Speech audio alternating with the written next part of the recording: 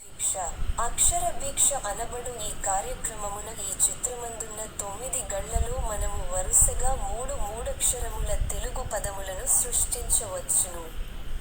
ఆ 3 పదముల మొదటి మరియు మూడవ అక్షరములను మాత్రము ఇచ్చి మధ్యనున్న రెండవ గడిని మాత్రము ఖాళీగా ఉంచుట జరిగినది.